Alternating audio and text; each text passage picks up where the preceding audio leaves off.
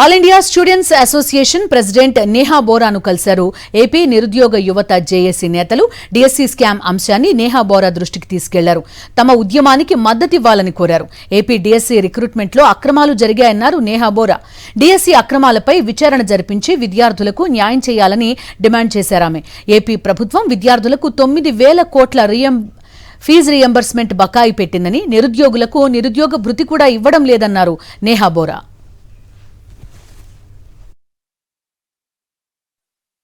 Higher public education institutions has to be increased throughout the state, as well as the promised unemployment funds that were promised to the young people of this country. Generating jobs is the responsibility of the government, and if the jobs are not generated, then providing unemployment allowances to the young people is also the responsibility of the government, which this government promised. So the release of unemployment allowances for the young people is our second demand.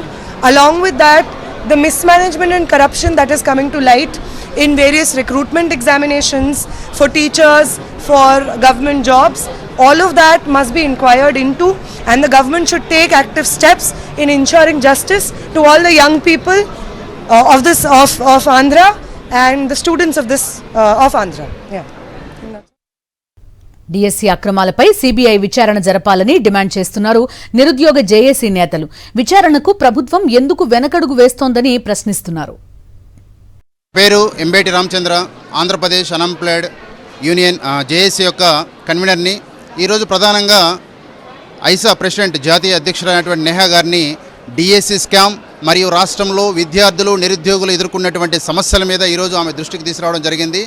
ఈరోజు దేశవ్యాప్తంగా పర్యటన చేస్తున్నటువంటి నేహా గారు ఈరోజు ఆంధ్రప్రదేశ్ రాష్ట్రానికి రావడం, ఆంధ్రప్రదేశ్లో నిరుద్యోగులు, అదేవిధంగా యువజనులు విద్యార్థులు పడుతున్నటువంటి కష్టాలు, వాటి గురించి పూర్తిగా ఆమె అవగాహన చేసుకున్నారు. అదే సందర్భంలో డిఎస్సికి సంబంధించి అనేకమైనటువంటి వివాదాలు, అనేకమైనటువంటి అవకతవకలు ఈ రాష్ట్రంలో అనేకమైనటువంటి ఆందోళన జరుగుతున్న సంగతి మనకందరికీ తెలిసిందే.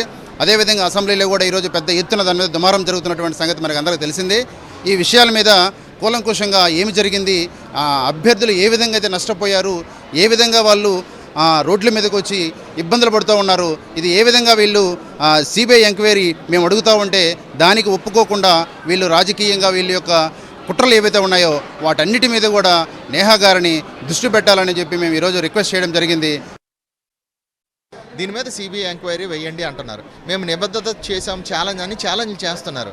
కానీ ఛాలెంజ్లు చేయడం కాదు, ఛాలెంజ్ చేస్తున్నప్పుడు అంత నిబద్ధత ఉన్నదని మీకు అనిపించినప్పుడు సిబిఐ ఎంక్వైరీ వేస్తే మీకే కదా ఘనత వస్తుంది. ఆ లాజిక్ ఎందుకు మిస్ అవుతున్నారు?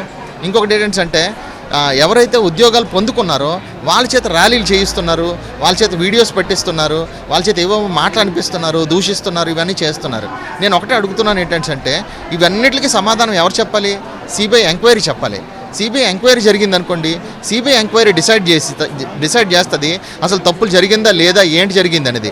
కాబట్టి ఇది గవర్నమెంటే ఇనిషియేట్ చేసి అసలు సిబిఐ ఎంక్వైరీ వేయాలి. మేము సిబిఐ ఎంక్వైరీ వేయండి అని చెప్తుంటే మేము బాగా కండక్ట్ చేసామని అనేక రకమైన మీడియా మాధ్యమాల ద్వారా వచ్చి గవర్నమెంట్ వాళ్ళు, ఆఫీసర్సు, ఇంకపోతే ఉద్యోగం పొందుకున్న వాళ్ళు వీళ్ళందరూ వచ్చి మాట్లాడుతున్నారు. ఇది కాదు కదా కావాల్సింది. CBI enquiry, once CBI enquiry వేస్తే CBI enquiry will decide who is the culprit, అసలు ఏం జరిగిందని విషయం. క్లీన్ చిట్ వచ్చిందనుకోండి గవర్నమెంట్కి డబుల్ ఇంక్రిమెంట్ వస్తుంది, డబుల్ పేరు వస్తుంది, గవర్నమెంట్ అద్భుతంగా కండక్ట్ చేసిందని. కాబట్టి ఏంటంటే మేము ఒకటే డిమాండ్ చేస్తున్నాం, సిబిఐ ఎంక్వైరీ చేయాలి. జేఏసీ తరపు నుంచి మేము అదే రిక్వెస్ట్ చేస్తున్నాం, నేహా గారికి కూడా మేము అదే రిక్వెస్ట్ చేసాం.